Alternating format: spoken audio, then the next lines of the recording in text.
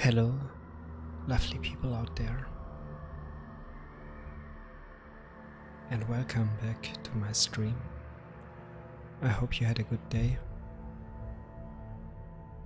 I hope the weather was fine and you could enjoy it.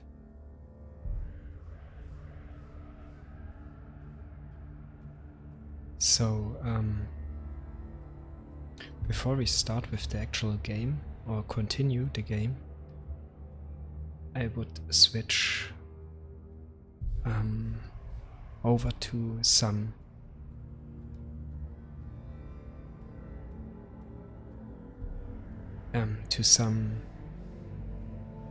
something that I actually this morning came up with. I would like to tell you a story, a short one, of the Norse mythology. So basically the beginning of it. And I would like to do that in a ASMR whispering voice, or at least I try to, because I think it suits the game, or it fits the game perfectly, and it adds a little bit more of context or information for anybody out there who is not very well acquainted or who does not know much about Norse mythology to begin with. And yeah, I mean, why not? It's an interesting topic, I think. And if you are watching this later as a VOD on YouTube, maybe, you just can skip that part and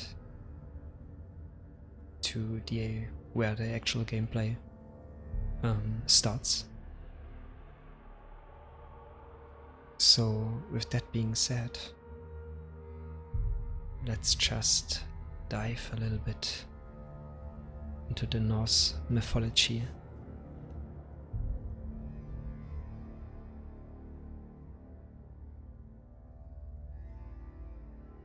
And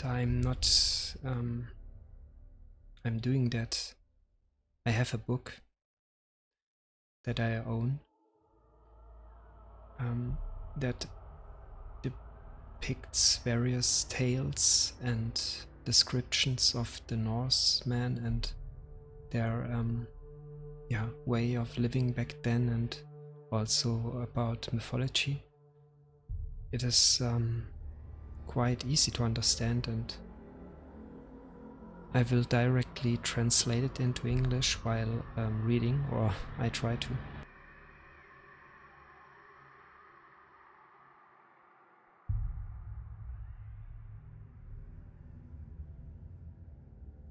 And yeah, if you hear car voices in the background, that is because I had to open every window I possibly could. It's super hot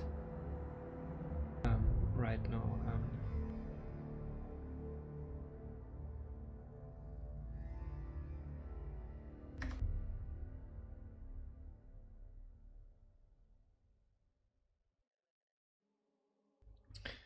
We had this evening, we had about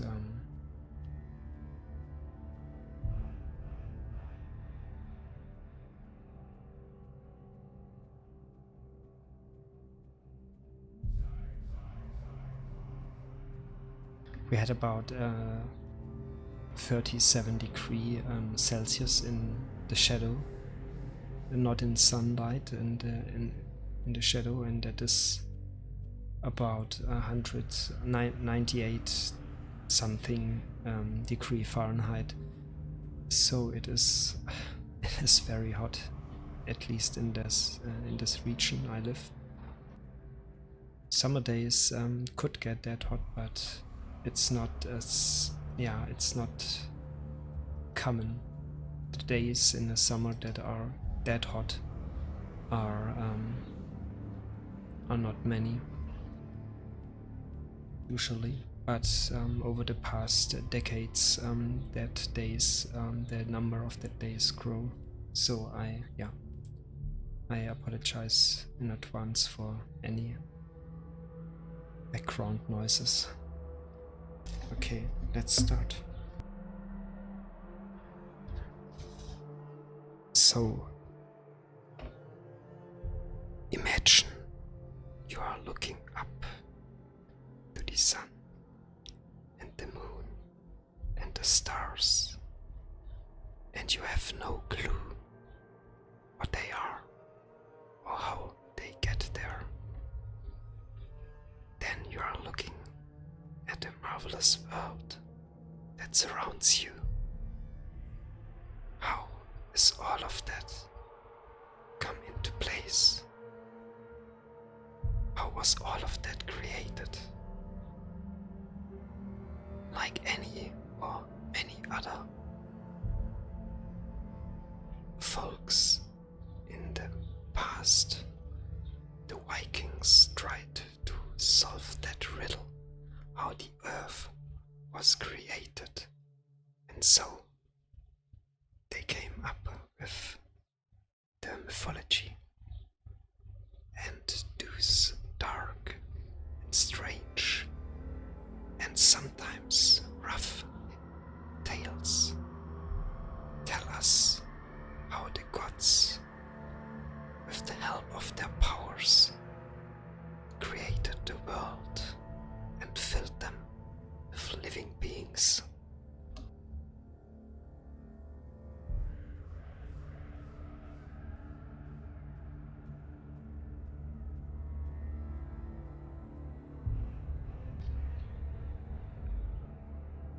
In the beginning, there was nothing.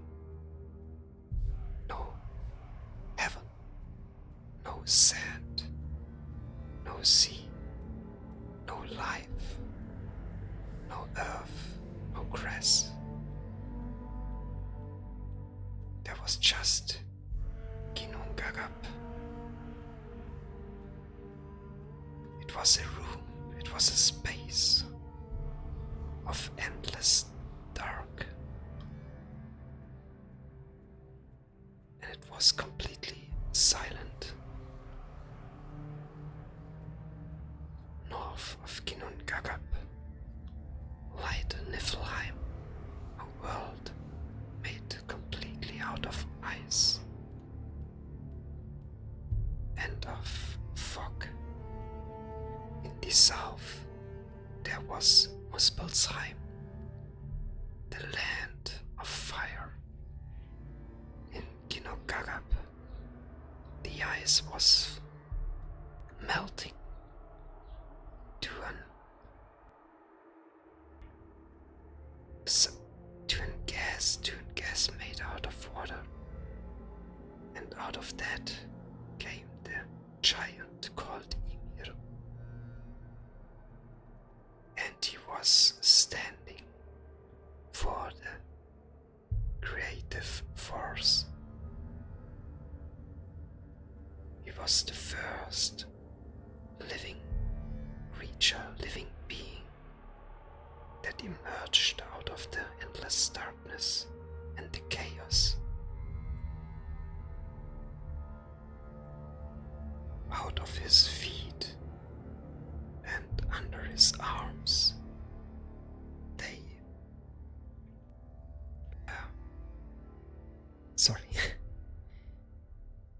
men and women was created, the folk of the so-called Rife Giants.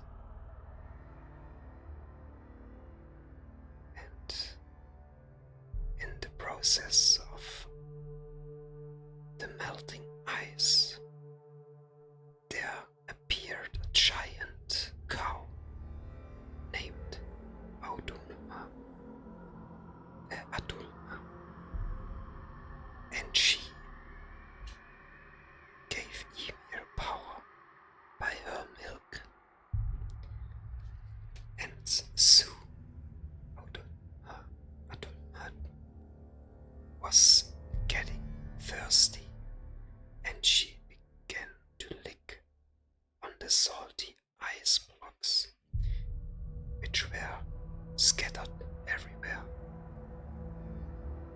under her rough tongue. There appeared a new being, a new gestalt. First the hair, then the head, and finally the complete body of a new god. His name was Uri, and the moment he was free, he flexed his mighty muscles, and he felt how the power flows through him. So Buri had a son named Bur, and that son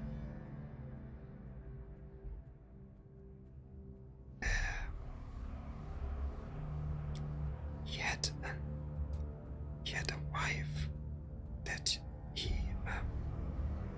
her name was Bestla.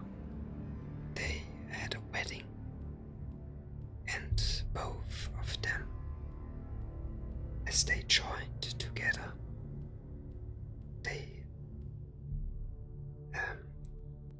created their sons, and the sons was Odin, Willi, and Ve. The three of them, they had a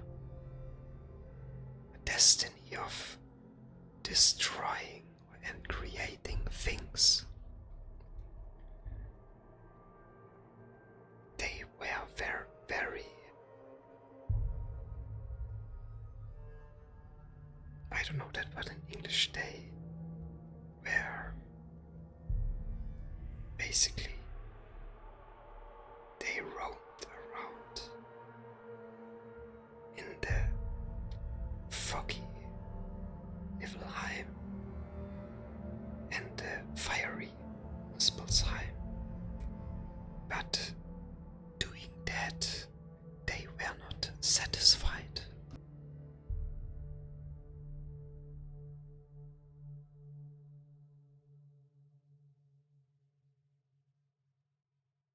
So Willi, Ve, and For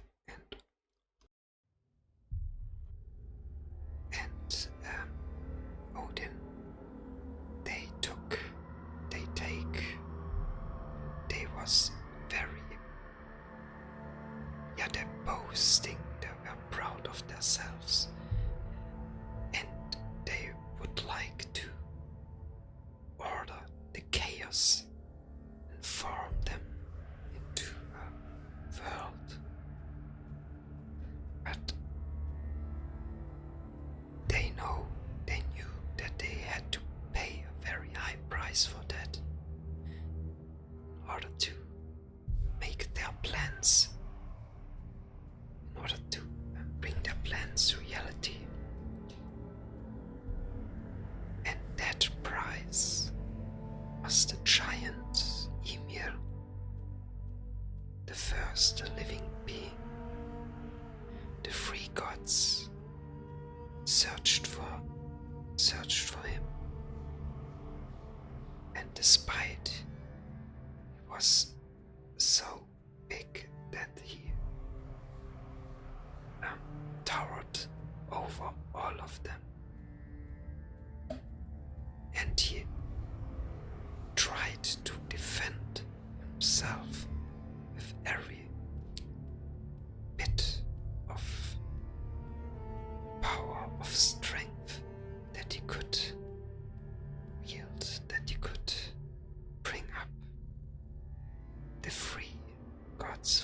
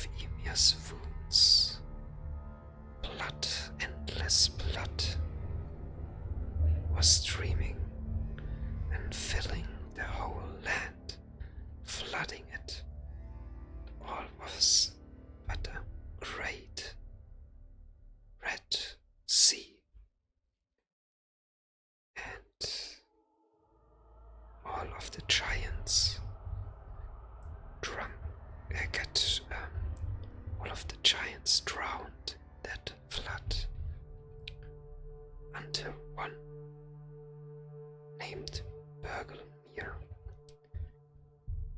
he and his wife seek refuge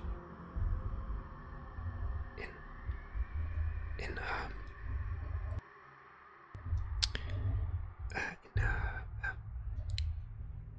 tree that floated on top of the water, and they waited there until the sea of blood finally ebbed down. Bergelmir was the one that founded the folk of giants, and some giants were of noble manner, other ones were just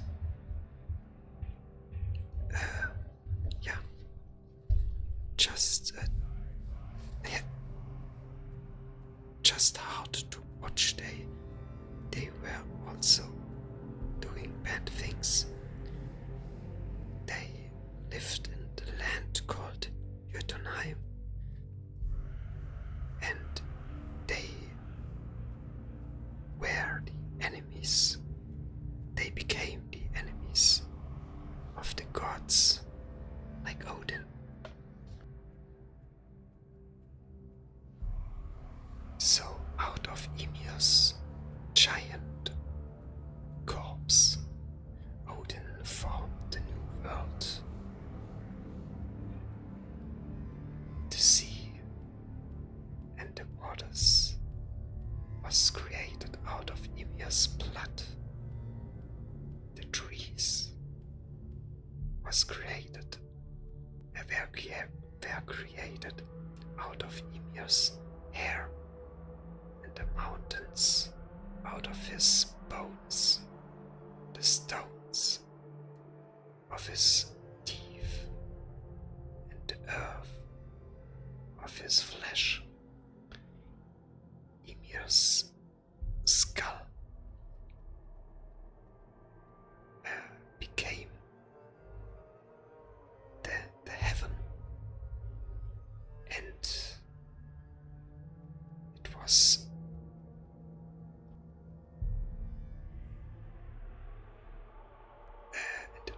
held on four places by the dwarfs: Ostri, Vestri, Nordri, and Sudri.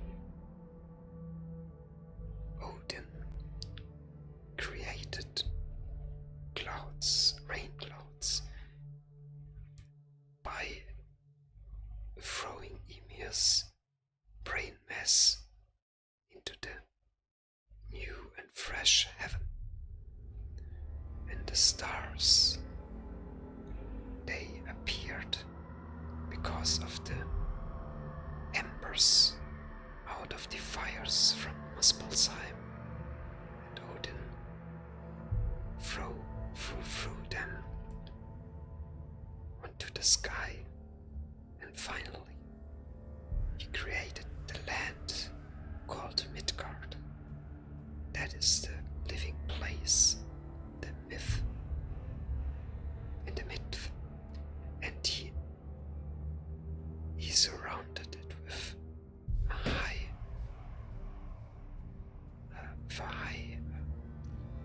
wall that was created of the wavy eyelashes of Ymir, and so his work was done.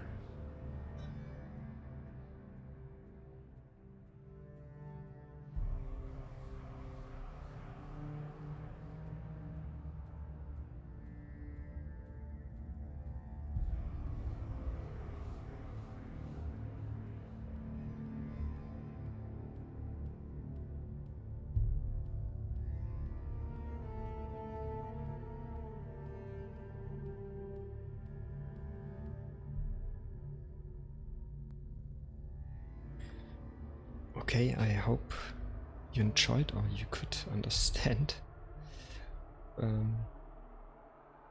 my translation and you enjoyed the story. I could not translate it directly, like word to word, because I'm lacking of vocabulary, and I had to make up for that by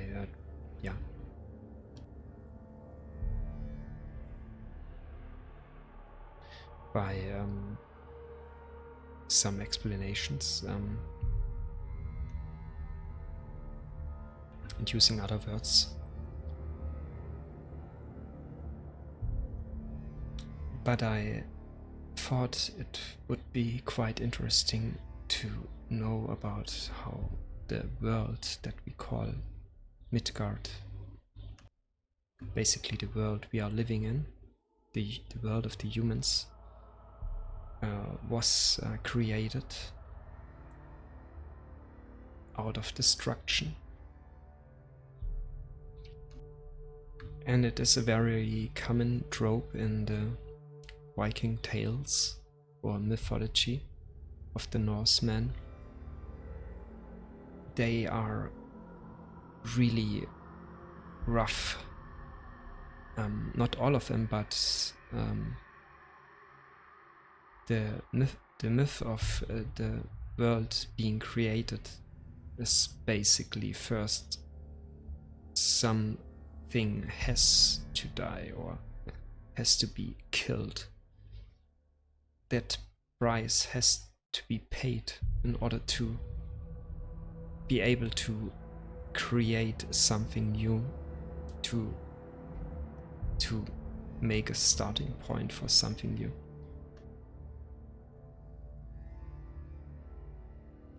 Yeah, but if you take into account how the people back then lived or had to live, it is not surprising that their tales are quite brutal or rough appearing to us nowadays. So Odin is by no means a god of benevolence or even a friendly one. He, like the other gods, just does what he wants to do, basically. So there are many occasions where you would think of where it conflicts with nowadays ethics and morals, and where you find yourself thinking, what the frick? Why did he the thing, or why killed he Ymir? Why they're in the tales themselves? They don't reason that, or they don't explain that, or they don't defend the deeds that the gods are doing or did. It is just as it is. And of course, every character, every god, every demigod or whatsoever, they have their own personalities. They are not perfect beings. They are not invincible, or they are not. They can be killed too. So they are quite very like us humans. They have human traits too. That are attributed to them. And so it is, when you read that stories, that tales, it is super fantastic and super exciting because the mythical creatures or gods, and they are relatable. They are behaving, acting and speaking like human beings would do. And that makes them so appealing. And you just have to forget about logic or just let yourself immerse in the details.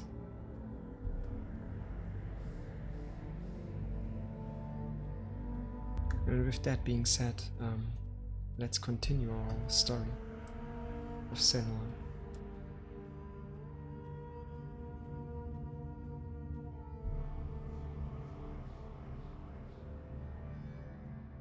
I will make it a little bit louder.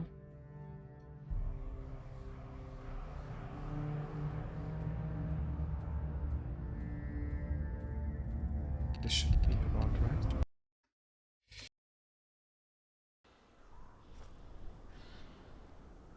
So for me it's not about playing that game and playing it fast so that the game ends, and it's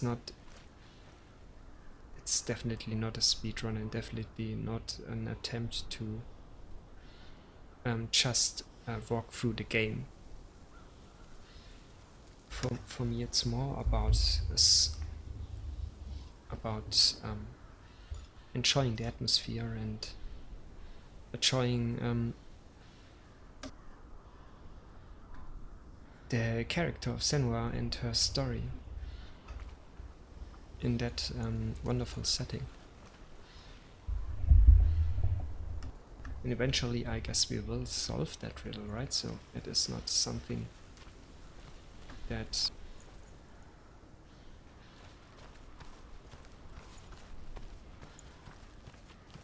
Another gate. Another gate. You know what to do. Stay back. You have to open it. It's not safe. Don't listen to them. Listen. Don't open it. You can do it. Don't touch it. Step back. Come on. To break the seal, align the ravens with the mark of Valravan. Where are they? What does it mean? Which ravens? Where are they? Can't you see them? Look around. it's interesting how she is not avoiding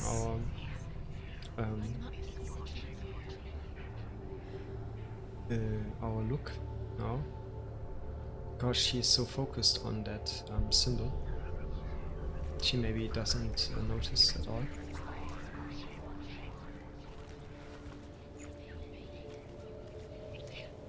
And that is something that I wanted to say, but I forgot. The fact that she's turning away. I think it's a natural reaction. She tries to... I mean, I don't think she wants to hear that voices in her head, and she feels being watched. And she don't like that. In the beginning of the cuts, in the end of the cutscene, the moment she pushed that boat away, and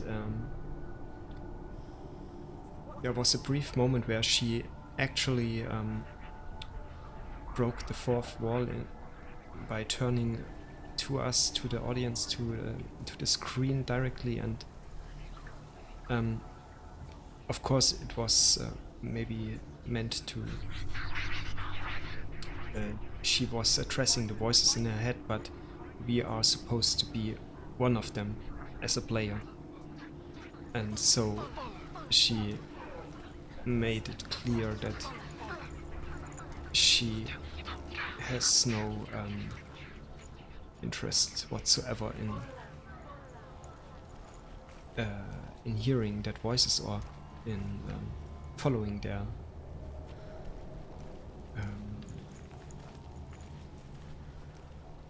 advice, or I don't know. She has a goal, and she, yeah, no matter what happens, she will try to reach that.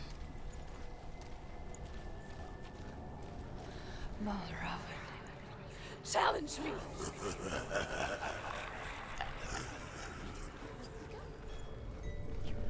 Where is he? It's not your fault.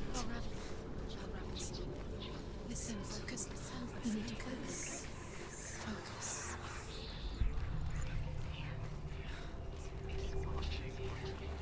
So we have to play that part again.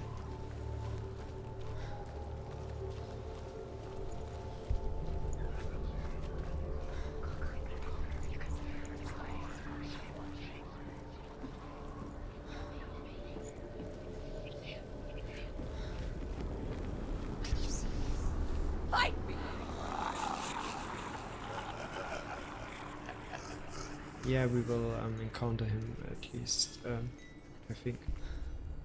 Is she lost? It wouldn't be the first time. Last winter, before the tragedy, she journeyed into the wilds of her native land, living off berries, roots, and rabbits. It's not uncommon, you see. We call such a person a Gelt. Some, like Truth, become Gelt in search of penance. Others, like Senua, to purge a curse. Those who make it back are forever changed.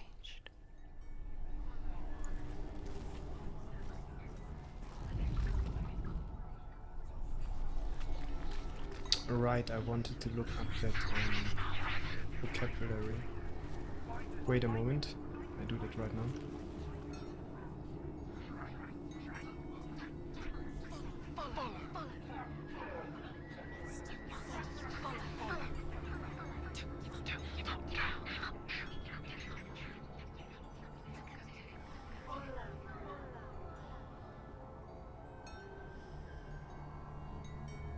I can't find it. Maybe it's something made up.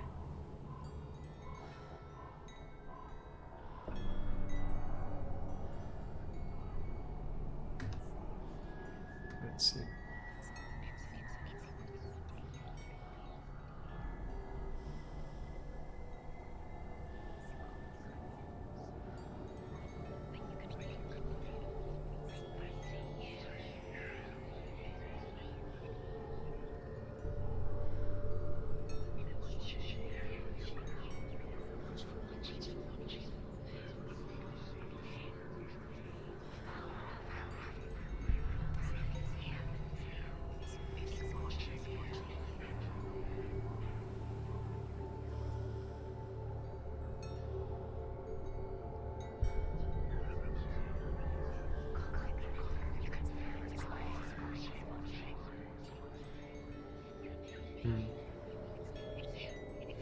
I don't find it, sorry.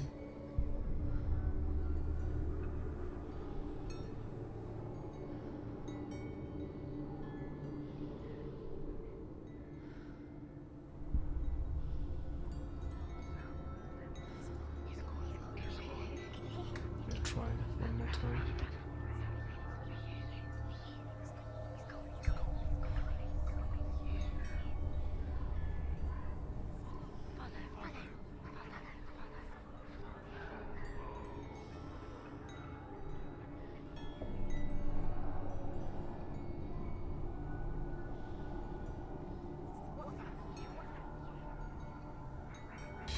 Nope, okay, so we have to She can get just up now. What's happening? She can get up now. How can she get up? It must be magic. Dark Oh, magic. no, A we trick. can get up. Was that a bug or was I just stupid? How can she get up? Bait. It's him. Dark magic draws her closer. It's not. He's helping her. It's not him. It's a trick. She's doing it on her own. He's not tricking her. It's magic. It's an illusion. That's the problem.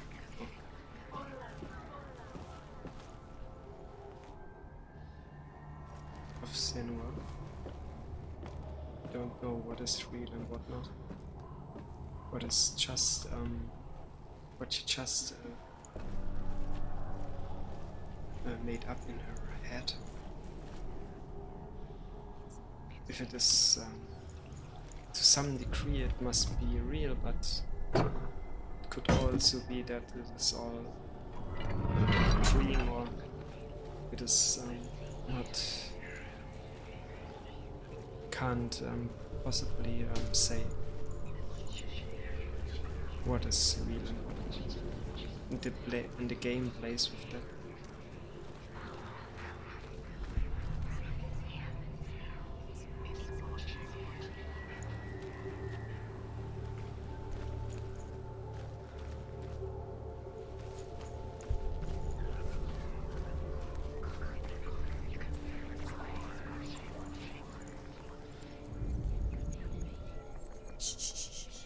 What is it? I hear something. If you hear us, Valravan, follow it, and it will lead you to him. But be aware of his illusions. You can't always trust your eyes.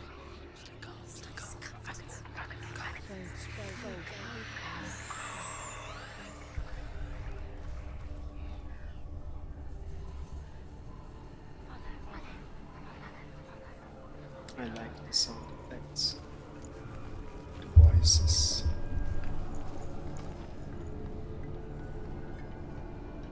Music, all of it.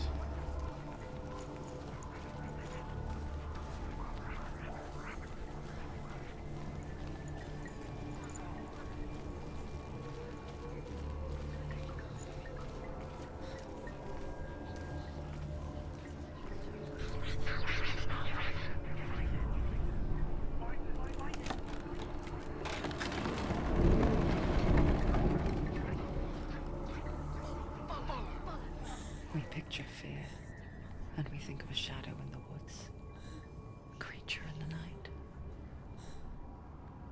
If only it were that simple. The worst kind comes without warning, a deep and primal signal from within. A reminder that just because you cannot see the threat, it doesn't mean that it's not already here.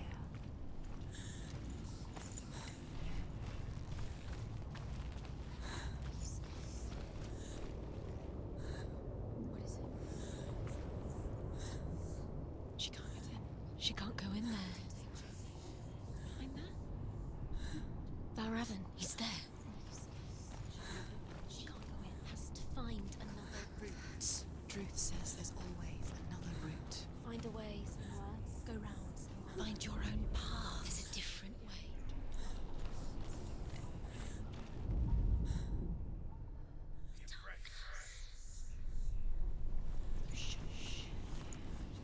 Now there's ambience, lighting.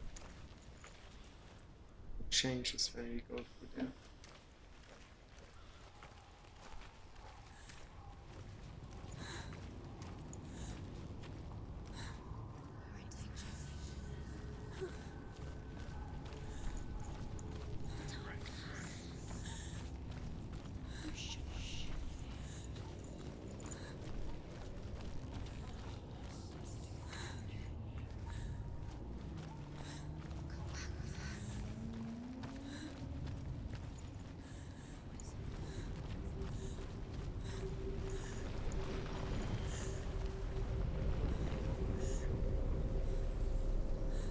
That is actually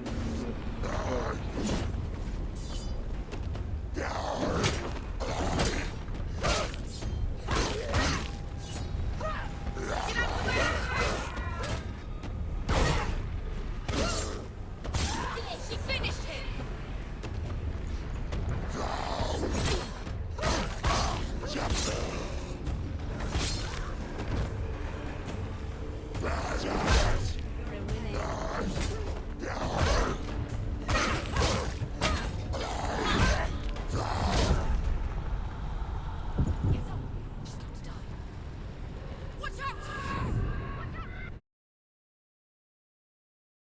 oh shoot, we died.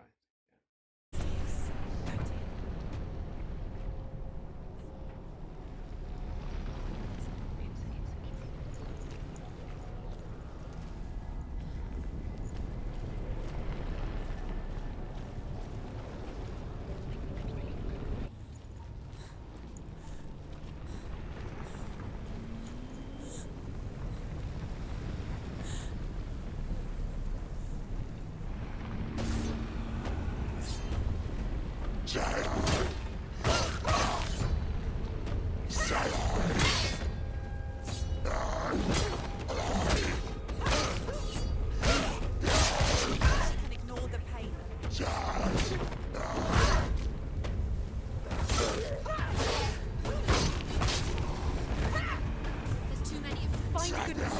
You've left them behind you.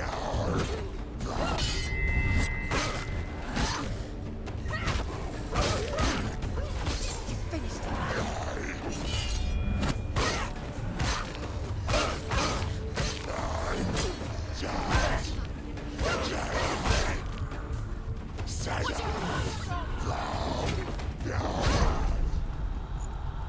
Quickly get up!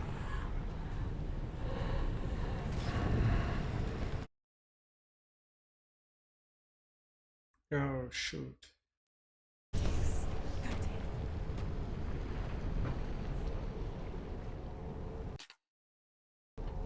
And the combat is already set to easy, the combat difficulty.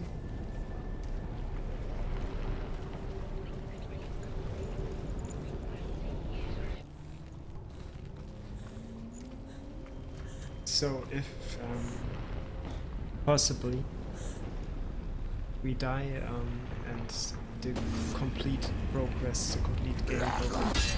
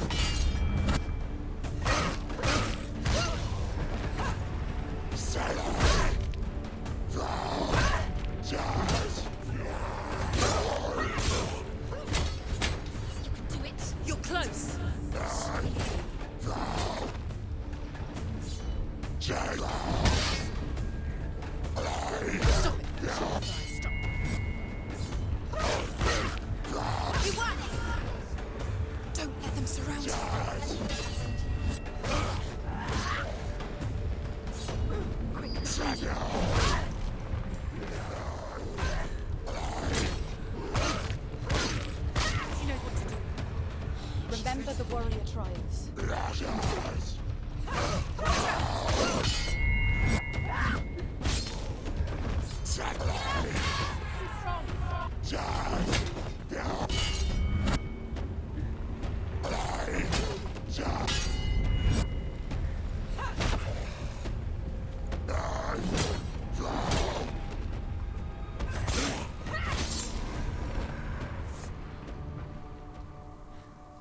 If we die too often and the progress is lost and we have to start the game from the beginning,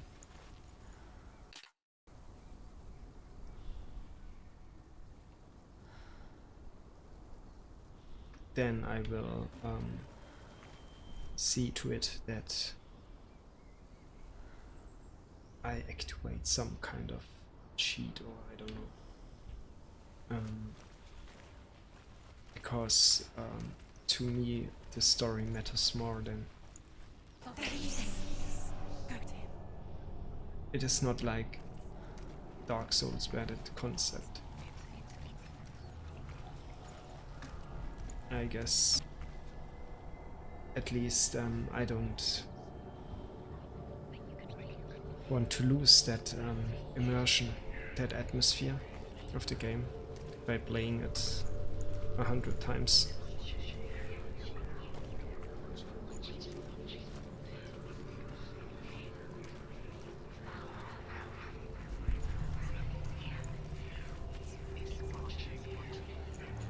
Maybe we can enter now.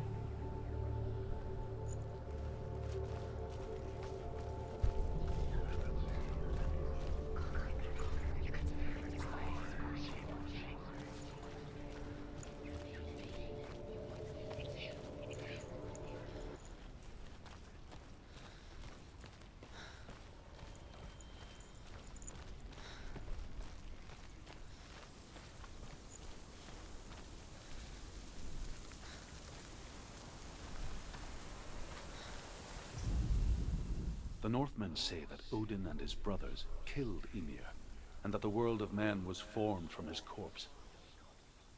They made his bones into stone, and his flesh into earth, and his blood into the salt sea. They set his skull to be the bowl of the sky, with his brains for clouds. Odin and his brothers caught the sparks flying from Muspel and made them into stars. And to protect the new world from the giants, they used Ymir's great curving eyebrows as walls. Oh yeah, there you have it in short.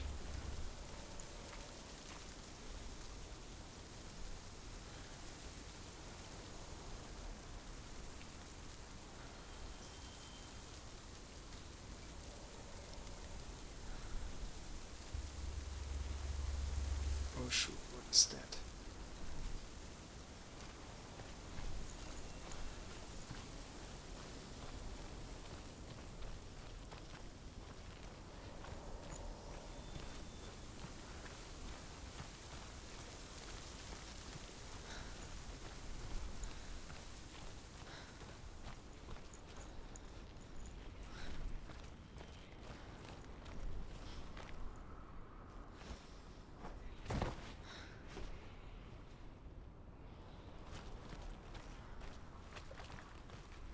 Do you know what it's like to leave everything behind? Your home, loved ones, to head deep into the wilds, perhaps never to return. Senua does. Because when darkness speaks, it changes everything. Turning home into a foreign land and loved ones into strangers. Exile makes sense when you realize that you were never really home in the first place.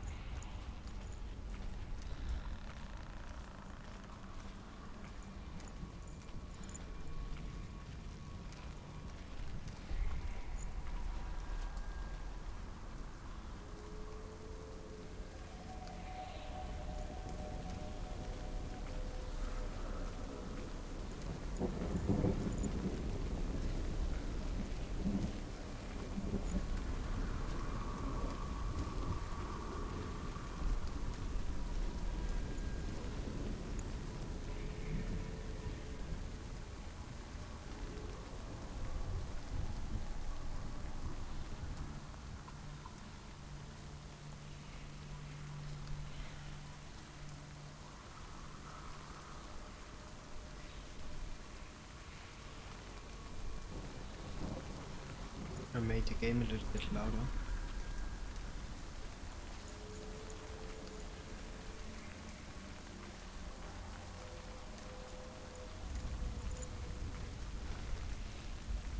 Turned it volume.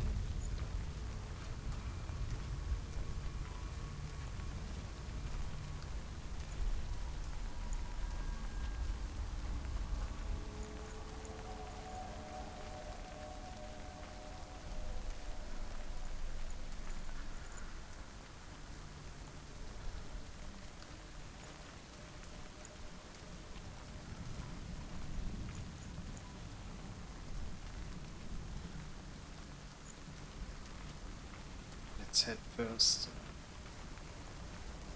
directly to that symbol.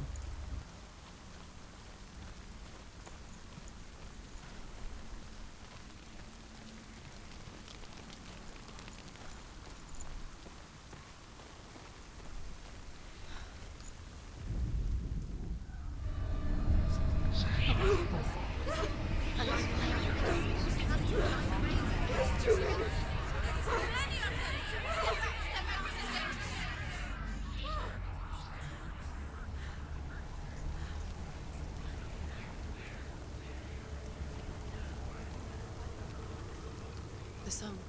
Balraven. Balraven's song. It's over here. It's over here. Is that? It's over there. No, it's here. There's two. Listen, focus, listen. We have to find the right symbols. This reminds her of something. The forest. Where? Which forest? The forest in the wilds. The wilds. She left Dillian. She went to the wilds a long time ago. Why did she go to the wilds? She wanted to fight her own darkness. She thought she could beat her own darkness. Did she beat her darkness? No. It nearly killed her, but she tried. Druth helped her. If it wasn't for Druth, she'd She'd be be dead. dead. She can't beat her own darkness.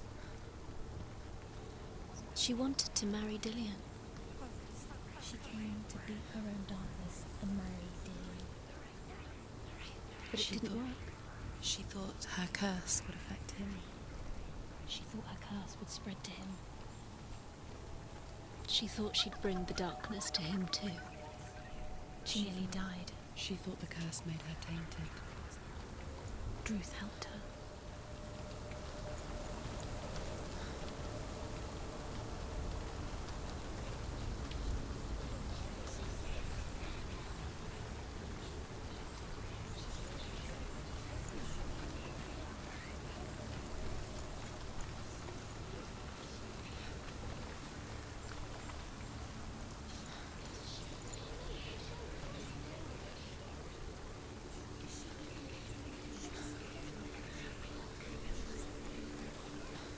Okay, we definitely.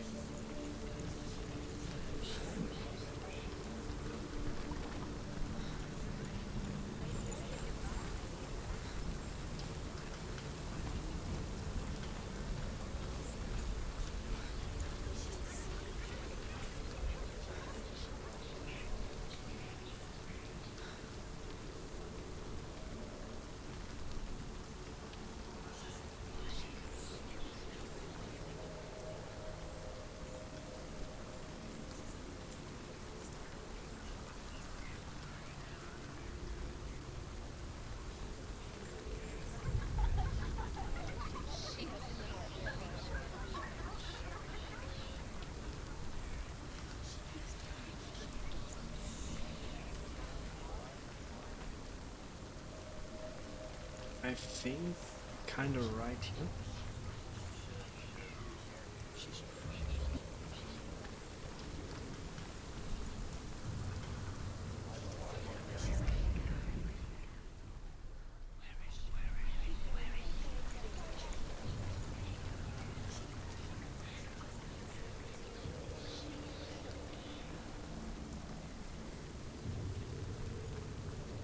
Let's try again. Why is she not?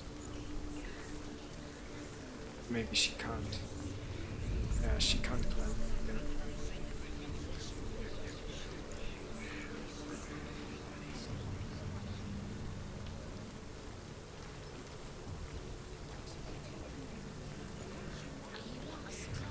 So I have to admit the fighting the combat situations are much more frightening than the puzzles in the game. I don't want to die that often that I have to restart the whole game.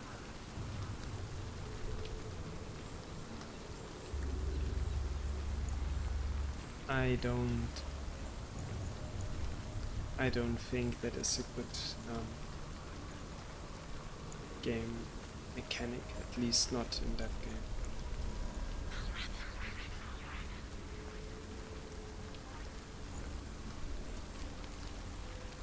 I get it,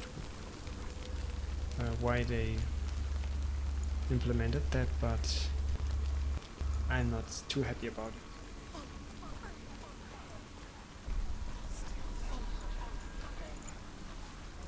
Because you always have players that are not that good in playing the game and mastering its mechanics, so and they certainly will be disappointed or even bored after a while of trying, and then they will finish the game, or they will oh,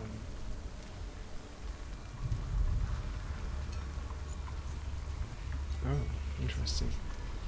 They will not playing the game anymore. So that is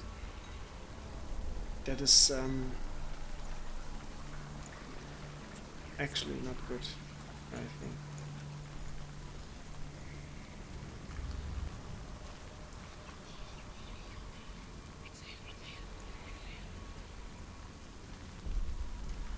Because the game has such a story to tell.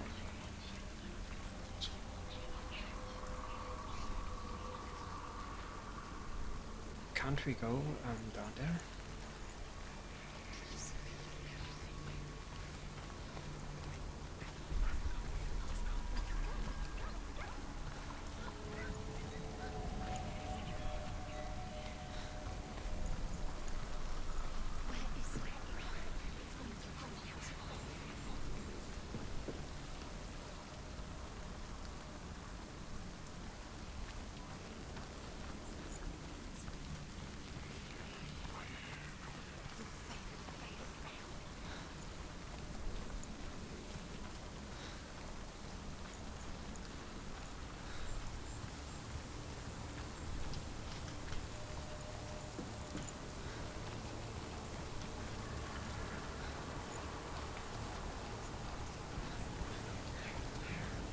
Open it.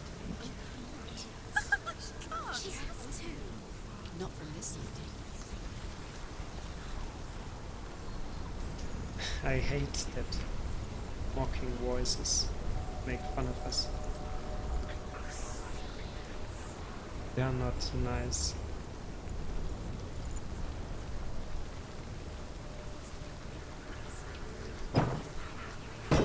So someone maybe a shot.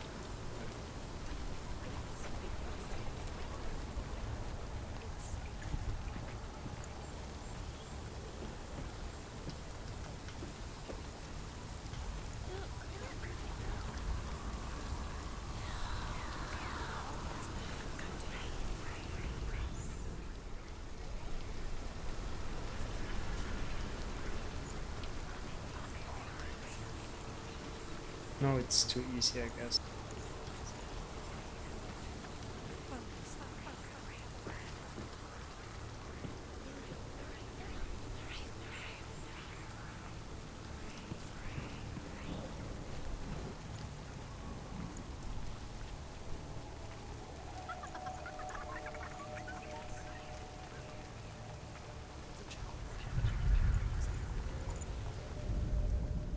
The Northmen say you must sacrifice in order to receive.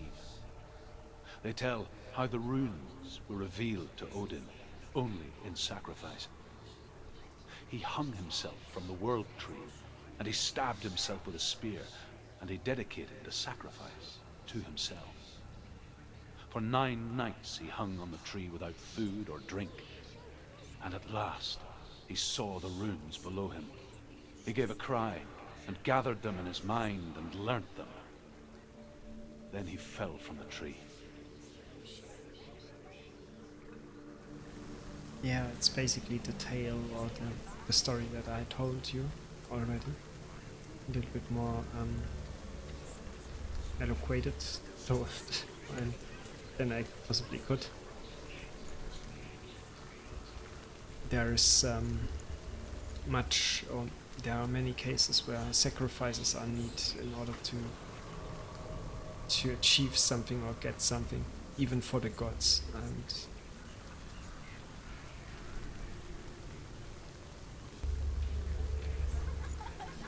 of course, it is not. I think in that case of learning the runes, learning their meanings, I mean, learning any new language, any new writing system that you don't cross before, it is always kind of painful. The memorizing process, and it takes time to understand and learn all that new information. And I think that the tale wants to say that in its own way, and of course it is a little bit depicted, or it is more, it is set in a more dramatic scenario. So, you know, Odin is not, he's not the guy that goes to school and obediently learns the writing system, right? So it is a little bit more dramatic when he had set his mind to learn the runes. So yeah, but it also, I think the tale also by that tries to transport the idea of how powerful it is when you can read, when you can write, when you actually can understand the meaning of a language, of a writing system. With, I mean, knowledge is power, right? So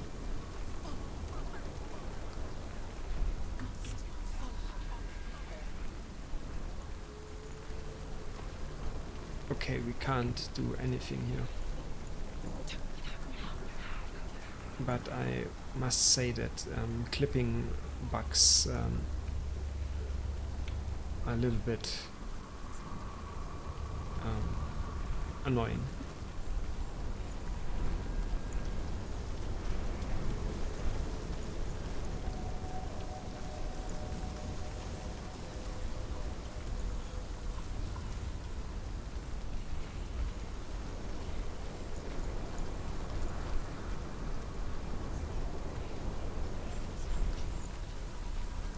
So I think we have to get up there somehow.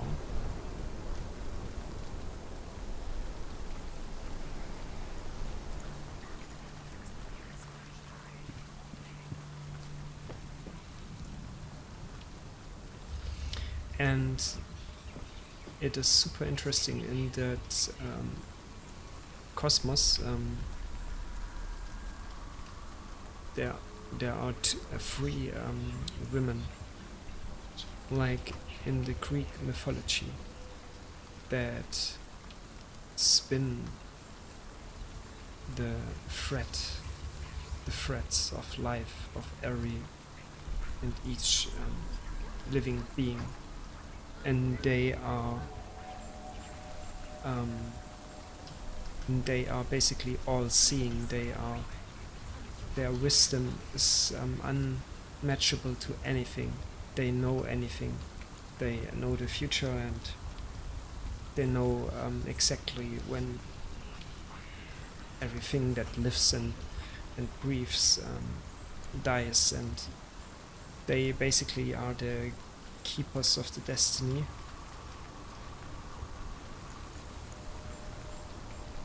And they, I think they drew their wisdom, their knowledge out of one of the wells, one of the three wells that give water to Yggdrasil.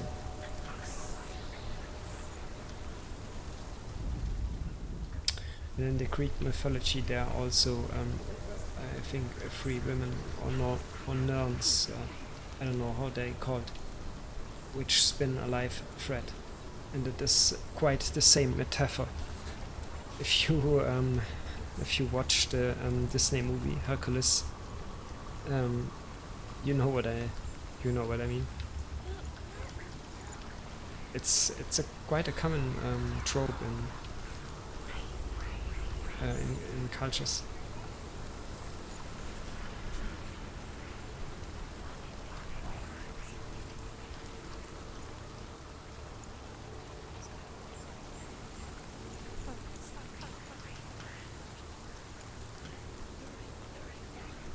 So I think we have to get over there somehow. To that, not portal, you know what I mean, to that bow, to that wooden bow or... So we have to get up there. I don't know how we do that yet.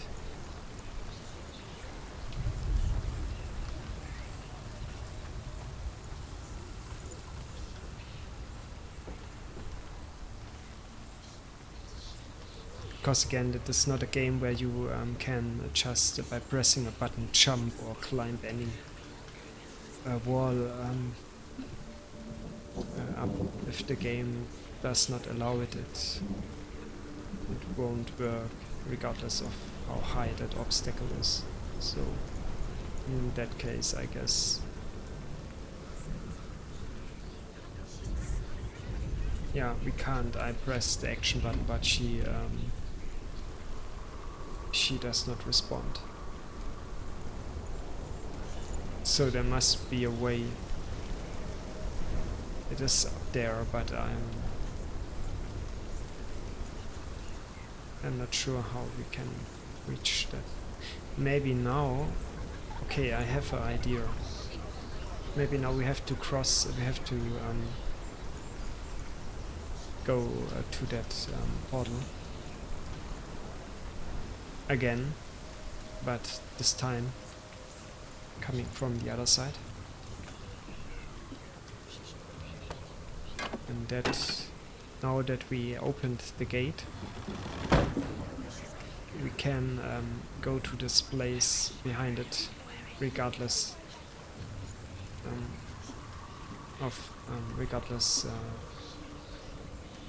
yeah, of the fact that, I mean, look, now there's a wall, but that don't bother us anymore. We can just go through the gate that we opened.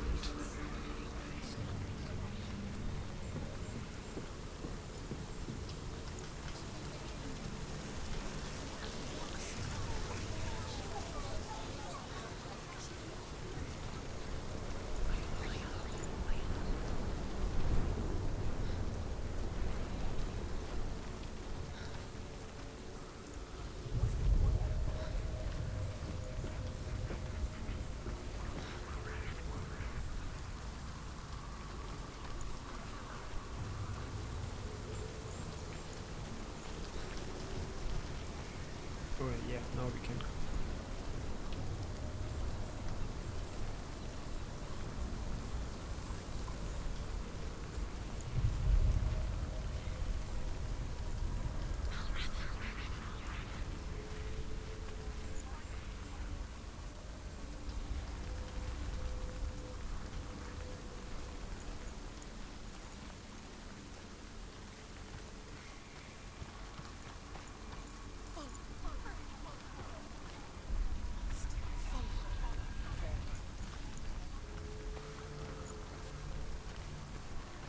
The ravens. The ravens. They've gone. They've gone.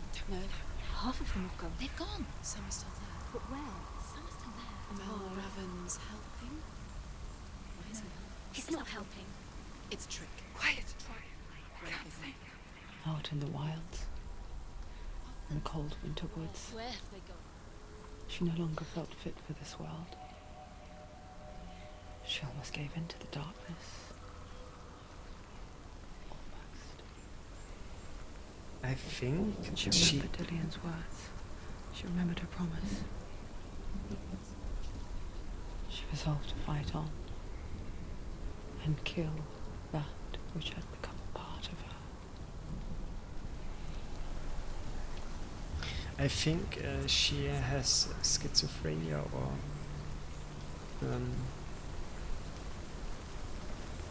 but she's aware that I don't know what she has, but she's aware of it. That I mean, she knows that something is not right, and she feared that this is disease that she can possibly possibly could spread to other people. And we know not yet what caused that or what happened to Dillian. Where is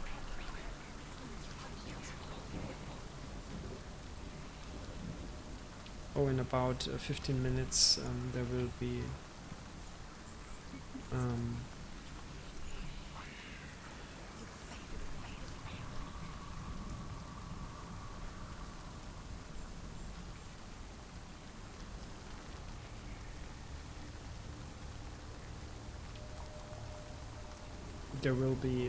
there was a severe weather warning right now.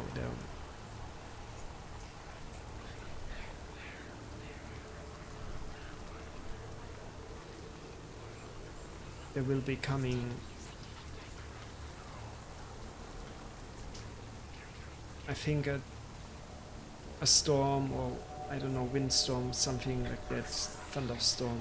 I don't know the words in English, but something something heavy is approaching. In about 15 minutes, it will hit the area I live. Supposedly, I don't know. We will see. I hope so, and I hope it cools down after that.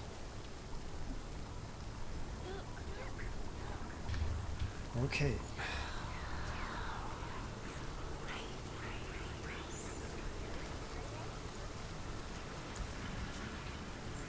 Also, the temperature's rising and rising.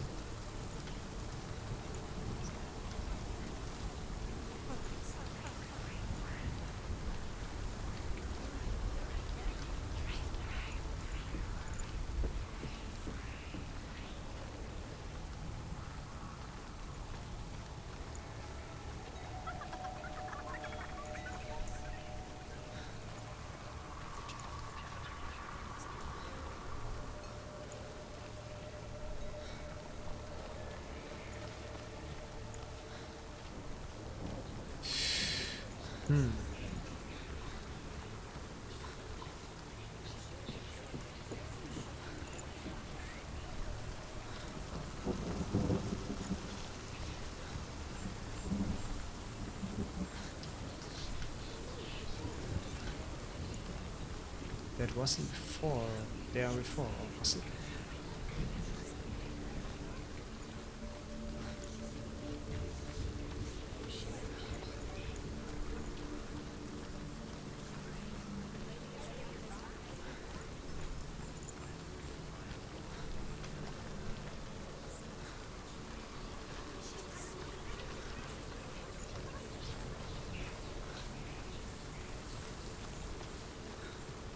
Now we can cross.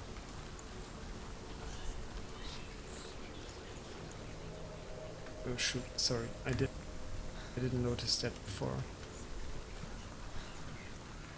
I have to, because I use push to talk.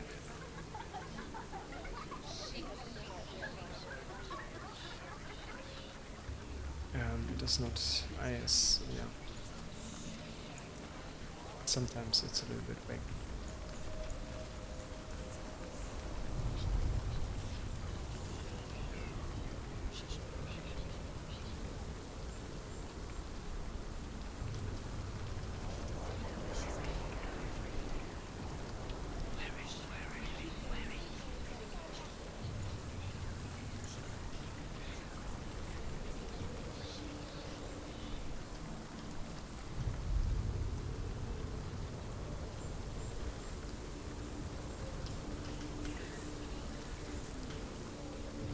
And I intend to start from now on every session with a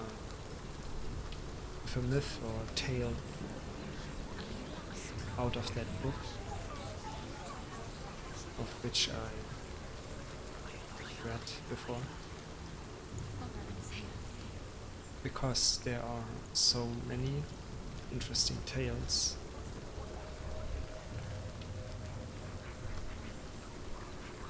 And also ones that are explaining things that still are relevant to the day. For example, the the skull of Ymir that was becoming the sky. It was it connects to 4 points on the earth, and that 4 points are the directions north and east and south and west. And by the names the names that were the names of the dwarves that are holding the skull on that 4 positions. From that names the directions that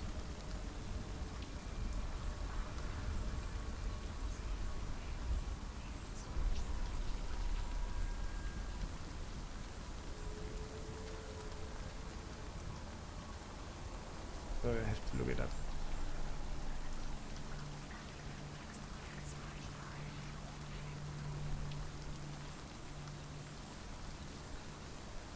It's called cardinal point or cardinal direction. Yeah, cardinal points. Their names are derived from the names of the dwarves that hold the skull of Ymir on that set 4 positions on the north, east, south, and west. It's like the same with the weekdays.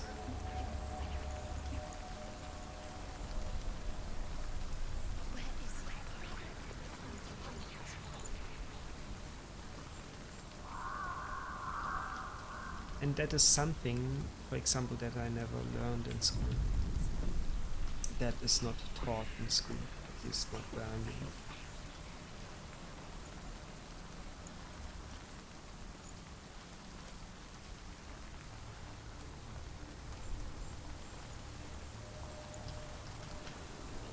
But it is something that if you know it, I mean, it's interesting to know, right? It is, it sparks an interest in history.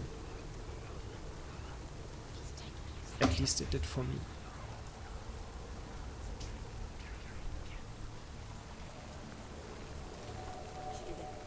The raven. Okay, so by reducing the amount of symbols Looking back, of ravens, I was so naive to think she could banish it on her own.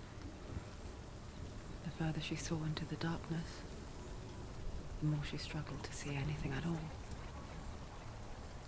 And the gloom, the smallest hints of shape, sound, or thought, grow in strength until they consumed her whole. Before she knew it, the darkness had her in its claws.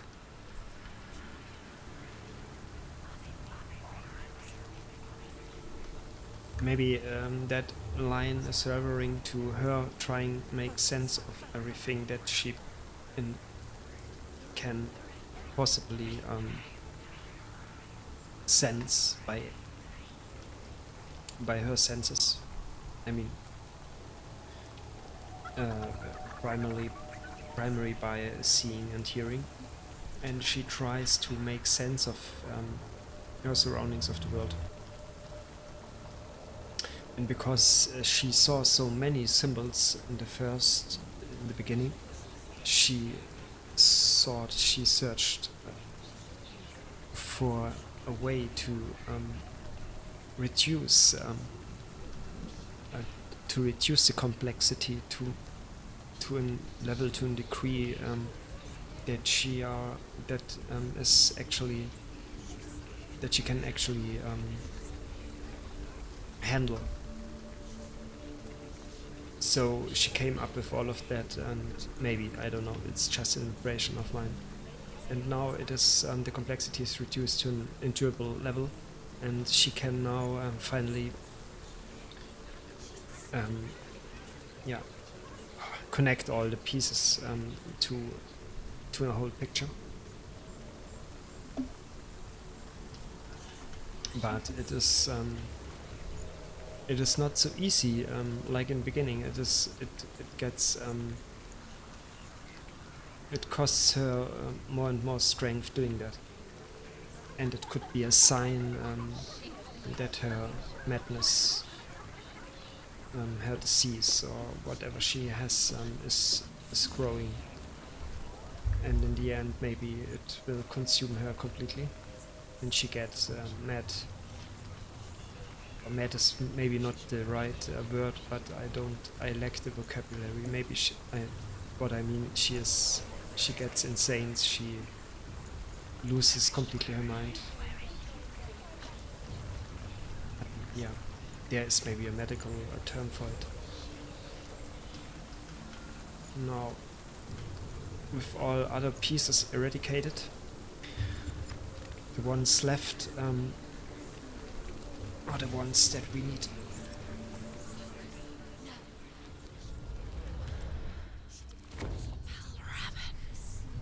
Broken. The gate is open. Open. She did it. There is no such thing as victory when it comes to the darkness. It's like it doesn't want to kill her. Yet, it will gnaw at her, biding its time. Only when she is at her weakest will it strike to kill. Will she find Dillian before her time comes? I actually don't know if she will find him in the end of the game. I remember it was just confusing. The ending was confusing. But I think the second part of the game will elaborate on that more, and yeah.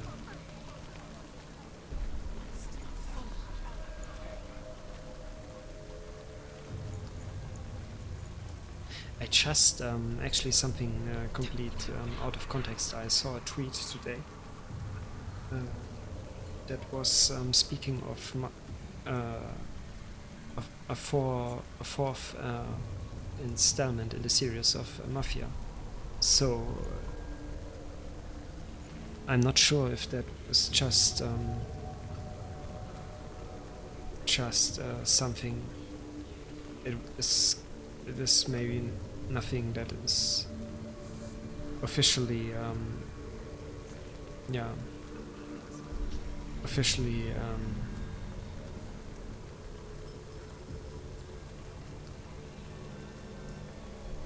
not something that the developers officially said, but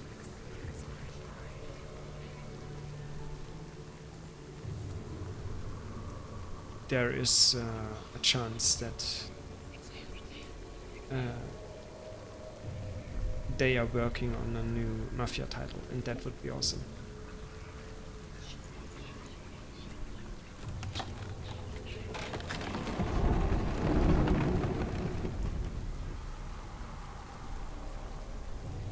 I'm not so much the guy of, I'm not so much an enjoyer of GTA. I love that game, no doubt, but I prefer Mafia over it. I know GTA, especially the last or the current part, GTA 5. You can't compare it, of course, to. It is in many aspects better than Mafia, but I like the vibe of that game, and I like that it is set in a historical. It is. I don't know. It is the genre. It's just that. It's that game just knows how to push my buttons, or the right buttons. Oh no, I think that will be like a boss fight, right? So, shoot. So I have to focus now. No blah blah blah. while fighting.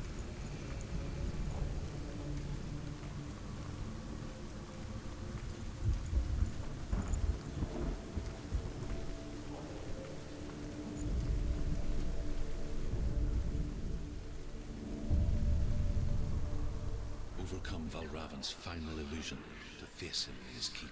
Okay, still a really You can do it, puzzle. Senua. You have the sight. We both see the darkness.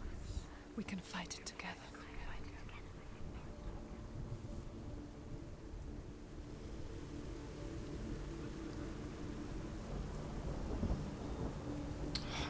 Jesus, I just want to play so many games that I haven't played yet, and there are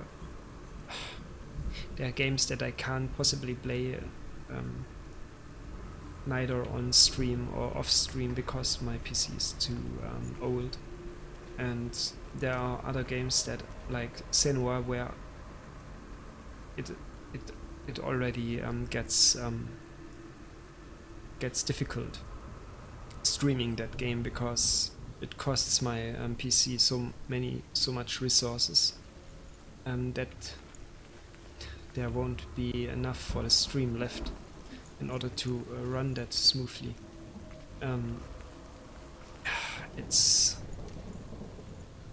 It makes me crazy, drives me crazy. So maybe the next game,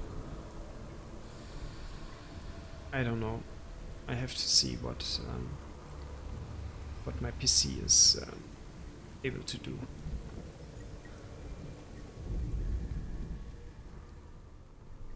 Okay, so we have to get somehow there.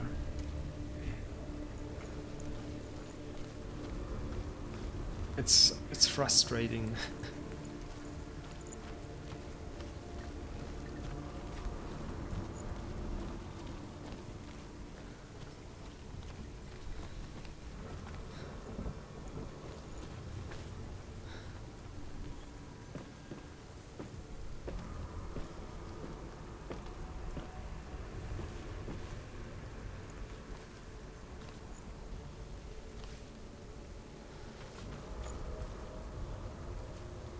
Then we can move on to the newer ones.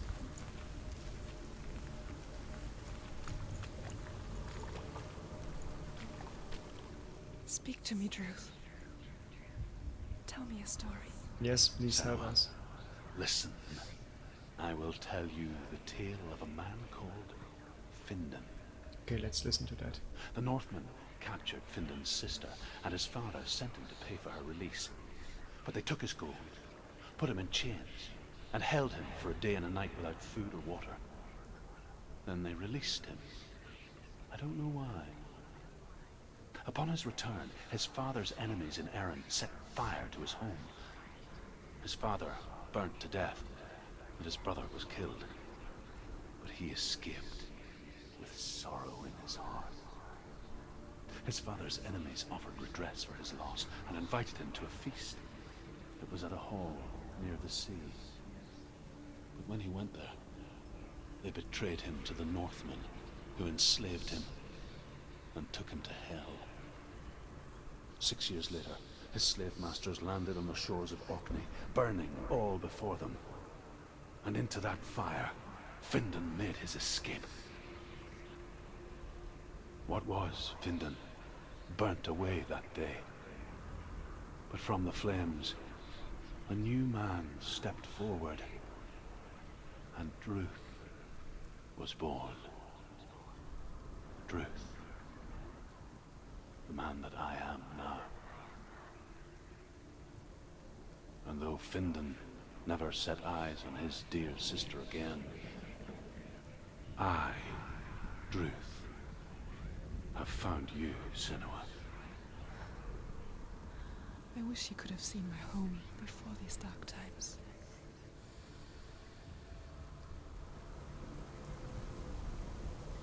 Nice little tale here.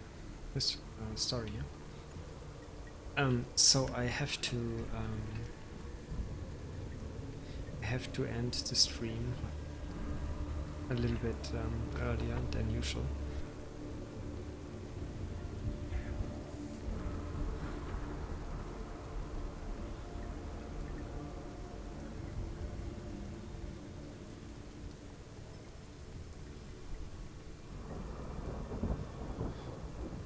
because as it seems,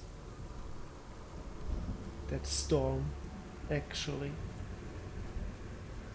arises, and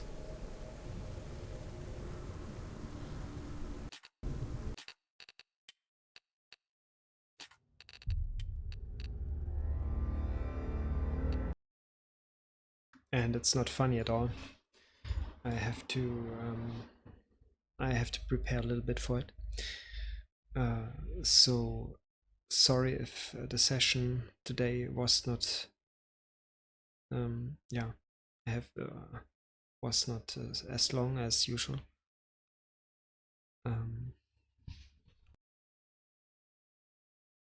I will see to it that we can play tomorrow until 10 p.m. I'm not sure yet.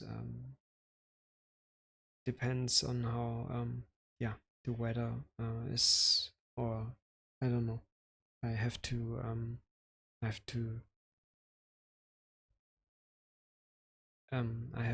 see. Yeah. So basically, but I think I will stream tomorrow too. But for now, yeah, let's prepare for the storm that is arising, that is coming. And yeah, we see each other tomorrow. Until then, have a good one, and all of you, please stay safe and sleep well. Bye bye.